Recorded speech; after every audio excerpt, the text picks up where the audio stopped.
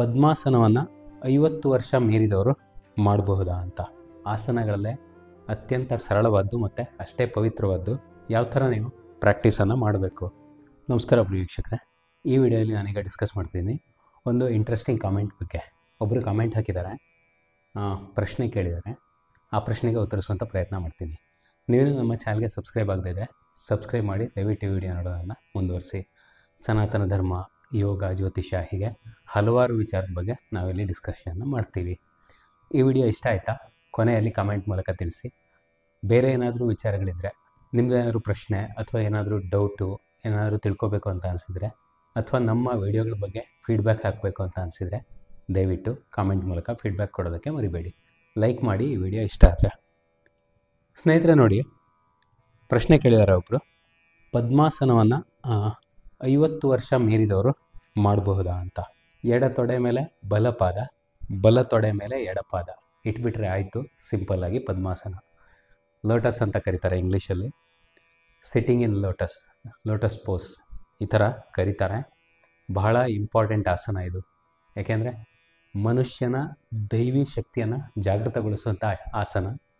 ಯಾಕೆಂದರೆ ಮನುಷ್ಯನ ದೈವಿ ಶಕ್ತಿಯನ್ನು, ಯೋಗದ ಶಕ್ತಿಯನ್ನು ಜಾಗೃತಗೊಳಿಸುವಂಥ ಆಸನ ಆಗಿರುತ್ತೆ.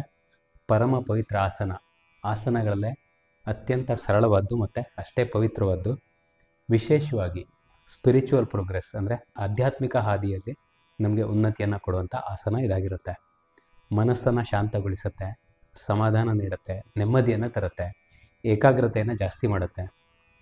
ಯಾವುದೋ ಒಂದು ವಿಷಯದ ಬಗ್ಗೆ ನಾವು ತೀವ್ರವಾಗಿ ಫೋಕಸ್ ಮಾಡಬೇಕು ಅಂತ ಅನಿಸಿದರೆ ಆ ಥರದ ಒಂದು ವಾತಾವರಣವನ್ನು ಕ್ರಿಯೇಟ್ ಮಾಡುವಂಥ ಶಕ್ತಿಯನ್ನು ಜಸ್ಟ್ ಈ ಆಸನ ಹೊಂದಿರುತ್ತೆ.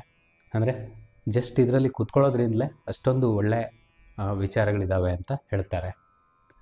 ಆಯಿತು, ಲೋಟಸಲ್ಲಿ ಕೂತ್ಕೊಳ್ಳೋದನ್ನು ಶುರು ಮಾಡೋದು ಹೇಗೆ, ಯಾವ ಥರ ನೀವು ಪ್ರಾಕ್ಟೀಸನ್ನು ಮಾಡಬೇಕು ಅಂದರೆ, ವಿಶೇಷವಾಗಿ 50 ವರ್ಷ ಆದವರು, 50 ವರ್ಷ ದಾಟಿದವರು, ಕ್ರಾಸ್ ಆದವರು ಪ್ರಾಕ್ಟೀಸ್ ಮಾಡ್ಬೋದಾ? ಇದನ್ನು ಮಾಡೋದಾದರೆ ಯಾವ ಥರ ಮಾಡಬೇಕು ಅಂತ ಕೇಳಿದ್ದಾನೆ.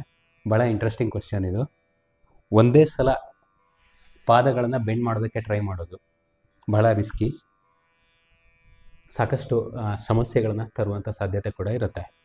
ಹಾಗಾಗಿ ನೀವೇನು ಮಾಡಬೇಕು ಅಂದರೆ, ಶುರುವಿನಲ್ಲಿ ಪಾದಗಳನ್ನು ಬೆಂಡ್ ಮಾಡೋದಕ್ಕೆ ಸಾಧ್ಯ ಇದೆಯಾ, ಅಂದರೆ ಮಂಡಿಗಳನ್ನು ಬೆಂಡ್ ಮಾಡೋದಕ್ಕೆ ಸಾಧ್ಯ ಇದೆಯಾ ಅಂತ ಫಸ್ಟ್ ನೋಡ್ಕೋಬೇಕು. ಈ ಥರ ಕೂತ್ಕೊಳ್ಳೋದಕ್ಕೆ ಸಾಧ್ಯ ಇದೆಯಾ ನಿಮ್ಮ ಹತ್ರ? ಅಂದರೆ ಪಾದಗಳನ್ನ ಎರಡನ್ನು ಕೈ ಮುಗಿಯೋ ಥರ ಪಾದಗಳನ್ನು ಮುಗಿಯೋದು, ಅಂದರೆ ಪಾದಗಳನ್ನು ಜೋಡಿಸೋದು. ಇಷ್ಟು ಮಂಡಿಗಳನ್ನು ಮಡಚ್ಬೋದಾ ಅಂತ ಫಸ್ಟ್ ನೋಡಿ. ಆಮೇಲೆ ಮಂಡಿಗಳನ್ನು ಹತ್ತಿರಕ್ಕೆ ತರುವಂಥದ್ದು ಬದ್ಧಕೋನಾಸನ ಅಂತ ಕರೀತಾರೆ, ಬಟರ್ಫ್ಲೈ ಅಂತ ಹೇಳ್ತಾರೆ. ಈ ಥರ ಕೂತ್ಕೊಳ್ಳೋದಕ್ಕಾಗತ್ತಾ ನಿಮ್ಮ ಹತ್ರ ಅಂತ ನೋಡ್ಕೊಳ್ಳಿ.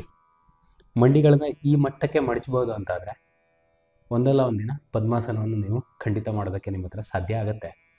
ಇದೇ ಥರದ ಹಲವಾರು ಪ್ರಾಕ್ಟೀಸ್ಗಳನ್ನ ನೀವು ಶುರುವಿನಲ್ಲಿ ಮಾಡಬೇಕಾಗತ್ತೆ. ಮೊದಲನೇದಾಗಿ ಮಾಲಾಸನ ಅಂತ ಕರೀತಾರೆ, ಗಾರ್ಲ್ಯಾಂಡ್ ಪೋಸ್. ತುದಿಗಾಲಿ ಕೂತ್ಕೊಳ್ಳೋದು,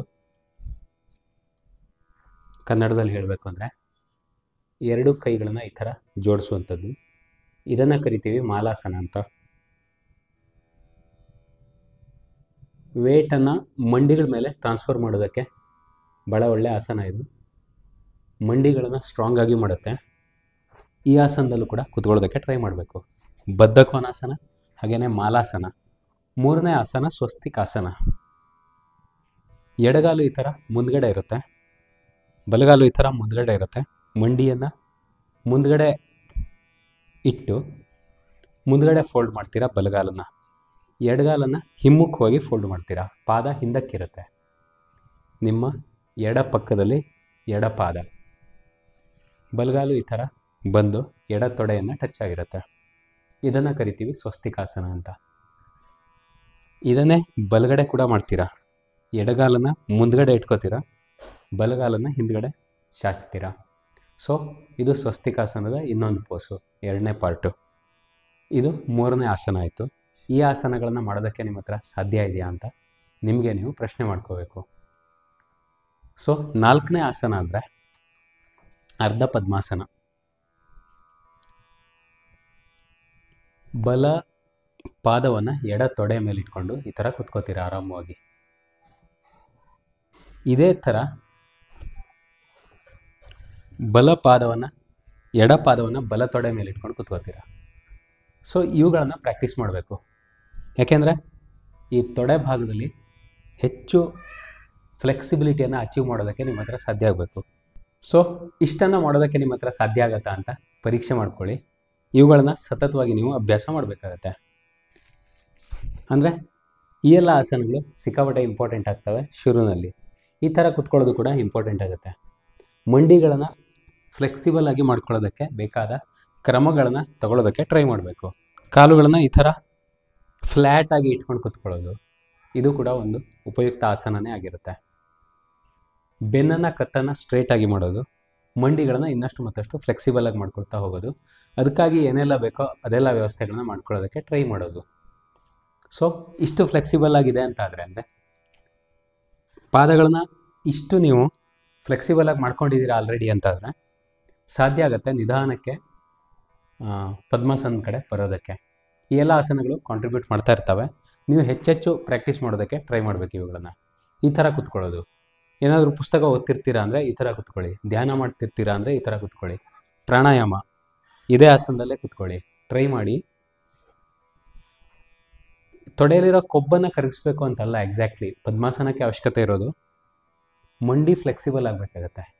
ಅಂದರೆ ಮಂಡಿಯಲ್ಲಿ ಯಾವುದೇ ನೋವು ಇರಬಾರ್ದು, ತೊಡೆಯಲ್ಲಿ ಯಾವುದೇ ನೋವು ಇರಬಾರ್ದು, ಊತ ಅಥವಾ ನೋವು ಆ ಥರದ ಸಮಸ್ಯೆಗಳಿರಬಾರ್ದು.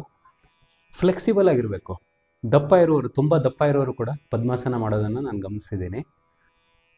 ಬಟ್ ಫ್ಲೆಕ್ಸಿಬಲ್ ಆಗಿಲ್ಲದೆ ಇರೋರು, ಅಂದರೆ ಮಂಡಿಯಲ್ಲಿ ಸಮಸ್ಯೆ ಇರೋರು, ನೋವು ಅಥವಾ ಒಂಥರ ಬಿಗಿತಾ ಇರುತ್ತೆ ನೋಡಿ, ಆ ಥರ ಇರೋರಿಗೆ ಪದ್ಮಾಸನ ಮಾಡೋದು ತುಂಬಾ ಕಷ್ಟ ಆಗುತ್ತೆ. ಫ್ಲೆಕ್ಸಿಬಿಲಿಟಿಯನ್ನು ಫಸ್ಟ್ ಇಂಪ್ರೂವ್ ಮಾಡ್ಕೊಳ್ಳೋದಕ್ಕೆ ಟ್ರೈ ಮಾಡಬೇಕಾಗತ್ತೆ. ಮಂಡಿಯ ಫ್ಲೆಕ್ಸಿಬಿಲಿಟಿಯನ್ನು ಜಾಸ್ತಿ ಮಾಡೋದಕ್ಕೂ ಕೂಡ ಒಂದಷ್ಟು ಉಪಯುಕ್ತವಾದ ಎಕ್ಸಸೈಸ್ಗಳಿದ್ದಾವೆ. ಮೊದಲೇ ಅಂದರೆ ನಾನು ಬದ್ಧಕೋನಾಸನ ಅಂತ ಬಟರ್ಫ್ಲೈ ಎಕ್ಸಸೈಸನ್ನು ಮಾಡುವಂಥದ್ದು. ಶ್ವಾಸವನ್ನು ಒಳಗಡೆ ತೊಗೊಳ್ಳೋದು, ಮಂಡಿಗಳನ್ನು ಈ ಥರ ಮೇಲಕ್ಕೆ ಎತ್ತೋದು, ಶ್ವಾಸವನ್ನು ಹೊರಗಡೆ ಬಿಡ್ತಾ ಎರಡೂ ಮಂಡಿಗಳನ್ನ ಕೆಳಗಡೆ ತೊಗೊಂಡು ಹೋಗೋದು. ಮಂಡಿ ಮತ್ತು ತೊಡೆಗಳ ಫ್ಲೆಕ್ಸಿಬಿಲಿಟಿಯನ್ನು ಜಾಸ್ತಿ ಮಾಡೋದಕ್ಕೆ, ಪೆಲ್ವಿಕ್ ಮಸಲ್ಸನ್ನು ಸ್ಟ್ರಾಂಗ್ ಮಾಡೋದಕ್ಕೆ, ಪೆಲ್ವಿಸಲ್ಲಿ ಇರುವಂಥ ಸ್ನಾಯುಗಳನ್ನ ಇನ್ನಷ್ಟು ಫ್ರೀ ಮಾಡೋದಕ್ಕೆ ತುಂಬ ಉಪಯುಕ್ತವಾದ ಎಕ್ಸಸೈಸ್ ಆಗಿರುತ್ತೆ ಈ ಬಟರ್ಫ್ಲೈ ಅನ್ನೋದು. ಶ್ವಾಸ ಒಳಕ್ಕೆ, ಮಂಡಿಗಳು ಮೇಲಕ್ಕೆ, ಶ್ವಾಸ ಹೊರಕ್ಕೆ, ಮಂಡಿಗಳು ಮತ್ತು ತೊಡೆಗಳು ಕೆಳಕ್ಕೆ.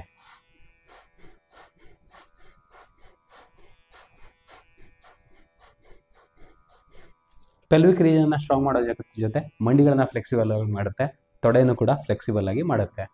ಈ ಎಕ್ಸಸೈಸನ್ನು ನೀವು ಹೆಚ್ಚೆಚ್ಚು ಮಾಡ್ತಾ ಇರಬೇಕು. ಹಾಗೆಯೇ ಮಂಡಿಗಳಿಗೆ ಉಪಯುಕ್ತವಾದಂಥ ಎಷ್ಟು ಎಕ್ಸಸೈಸ್ಗಳನ್ನ ನಾನು ಈಗಾಗಲೇ ಹೇಳಿದ್ದೀನಿ, ಅವುಗಳನ್ನು ಮತ್ತೆ ಹೆಚ್ಚಾಗಿ ರಿಪೀಟ್ ಮಾಡೋದಕ್ಕೆ ಇಷ್ಟಪಡಲ್ಲ. ಆದರೂ ಒಂದೆರಡನ್ನು ತೋರಿಸ್ಕೊಡ್ತೀನಿ ಸ್ನೇಹಿತರೆ. ನೋಡಿ, ಈ ಥರ ಶ್ವಾಸ ಒಳಗಡೆ ಹೇಳ್ಕೊಳ್ತಾ ಕಾಲುಗಳನ್ನ ಮೇಲಕ್ಕೆ ತಗೋತೀರಾ, ಶ್ವಾಸ ಹೊರಗಡೆ ಬಿಡ್ತಾ ಕಾಲುಗಳನ್ನ ಕೆಳಗಡೆ ಬಿಡ್ತೀರಾ. ಹೀಗೂ ಮಾಡ್ಬೋದು. ಜಸ್ಟ್ ಈ ಥರ ಎತ್ತಿ ಇಡೋದನ್ನು ಕೂಡ ಮಾಡ್ಬೋದು. ಶ್ವಾಸದ ಜೊತೆ ಮಾಡಿದಾಗ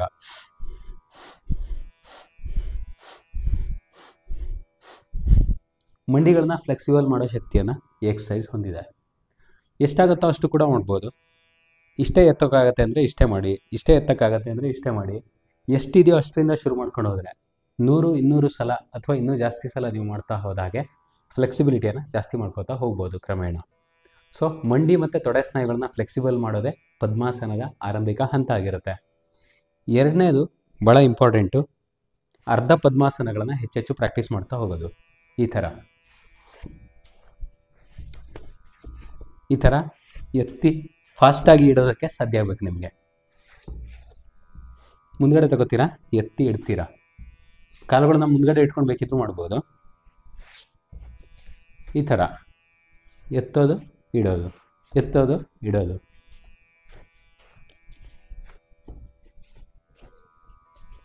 ಈ ಥರ ಫ್ಲೆಕ್ಸಿಬಿಲಿಟಿಯನ್ನು ಜಾಸ್ತಿ ಮಾಡ್ಕೊಳ್ಳೋದಕ್ಕೆ ಸಾಕಷ್ಟು ಕ್ರಮಗಳಿದ್ದಾವೆ. ಆರಂಭದಲ್ಲಿ ನಿಧಾನವಾಗಿ ಮಾಡಿ, ತುಂಬ ಫೋರ್ಸ್ ಮಾಡೋದಕ್ಕೆ ಹೋಗಬೇಡಿ. ಒಂದು ಕಾಲನ್ನು ಒಂದು ತೊಡೆ ಮೇಲೆ ಇನ್ನೊಂದು ತೊಡೆ ಮೇಲೆ ಇಡೋದಕ್ಕೆ ಟ್ರೈ ಮಾಡಿ ಇನಿಷಿಯಲಿ. ಈ ಥರ ದಂಡಾಸನದಲ್ಲಿ ಕೂತ್ಕೊಂಡು ಬೇಕಿದ್ರು ಪ್ರಾಕ್ಟೀಸನ್ನು ಶುರು ಮಾಡ್ಬೋದು. ಸೊ ಇನಿಷಿಯಲಿ ಏನಪ್ಪ ಅಂದರೆ ಒಂದು ಪಾದವನ್ನು ಒಂದು ತೊಡೆ ಮೇಲೆ ಇಡೋದಕ್ಕೆ ಫೋಕಸ್ ಮಾಡೋದು, 1 at a ಟೈಮ್. ಆಮೇಲೆ ನಿಧಾನಕ್ಕೆ ಇನ್ನೊಂದು ಕಾಲನ್ನು ತಂದು ಈ ಥರ ಇಡ್ಬೋದು.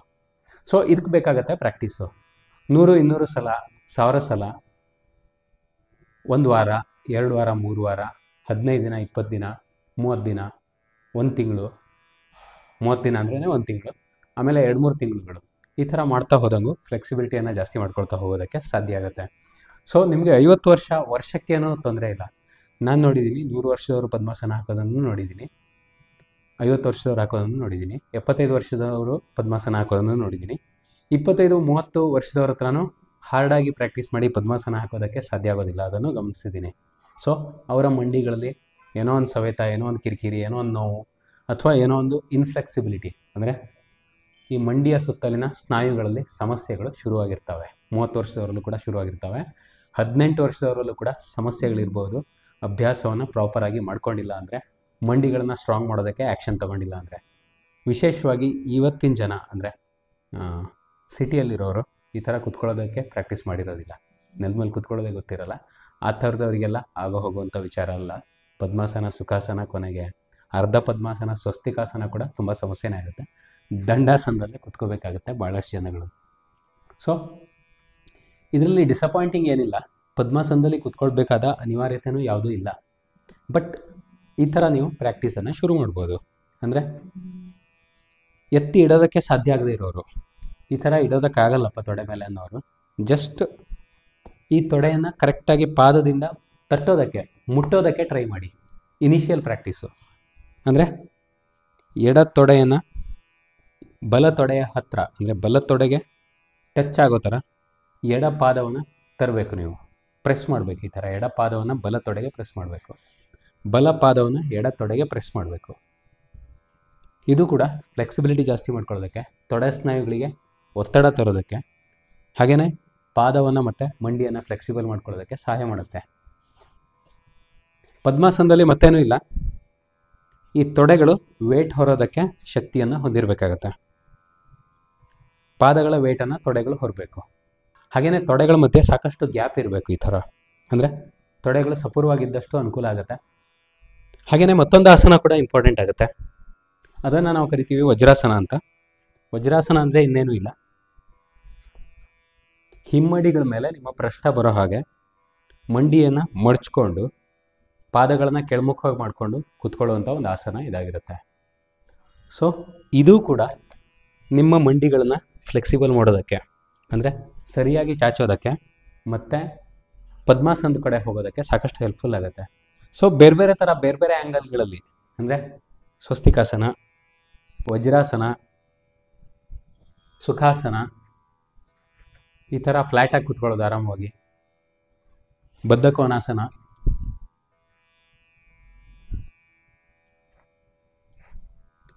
ಹೀಗೆಲ್ಲ ಎಕ್ಸಸೈಸ್ಗಳನ್ನ ಮಾಡ್ತಾ ಹೋದಂಗೆ ಮಂಡಿಗಳಲ್ಲಿ ಮತ್ತು ತೊಡೆಗಳಲ್ಲಿ ಫ್ಲೆಕ್ಸಿಬಿಲಿಟಿ ಬರೋದಕ್ಕೆ ಶುರು ಆಗುತ್ತೆ. ಇದೆಲ್ಲ ಥರ ಕೂತ್ಕೊಂಡು, ಅಂದರೆ ಯಾವಾಗಾದರೂ ಓದುವಾಗ, ಟಿ ವಿ ನೋಡುವಾಗ, ಮನೆಯಲ್ಲಿ ಸುಮ್ಮನೆ ಕೂತಿರುವಾಗ, ಧ್ಯಾನ ಮಾಡುವಾಗ, ದೇವರ ನಾಮ ಹೇಳುವಾಗ, ಏನೇ ಮಾಡ್ತಾ ಇರಿ ಆ್ಯಕ್ಟಿವಿಟಿಗಳನ್ನ ಈ ಥರ ಬೇರೆ ಬೇರೆ ಆ್ಯಂಗಲ್ಗಳಲ್ಲಿ ಬೇರೆ ಬೇರೆ ಆಸನಗಳಲ್ಲಿ ಕೂತ್ಕೊಳ್ಳೋದಕ್ಕೆ ಟ್ರೈ ಮಾಡ್ತಾ ಹೋಗಿ. ಇವೆಲ್ಲ ಆಸನಗಳು ಲಾಸ್ಟಿಗೆ ನಿಮ್ಮನ್ನು ಪದ್ಮಾಸನದ ಕಡೆ ತೊಗೊಂಡೋಗೋದಕ್ಕೆ ಸಹಾಯ ಮಾಡ್ತವೆ ಅಂತ ಹೇಳ್ತಾ, ಮಾಲಾಸನದಲ್ಲಿ ಕೂತ್ಕೊಂಡು ನಿಮಗೆಲ್ಲ ಒಂದು ಸಲ ನಮಸ್ಕಾರವನ್ನು ಮಾಡ್ತಾ ವಿಡಿಯೋನ ಎಂಡ್ ಮಾಡ್ತಾಯಿದ್ದೀನಿ. ಹರಿ ಓಂ, ನಮಸ್ತೆ.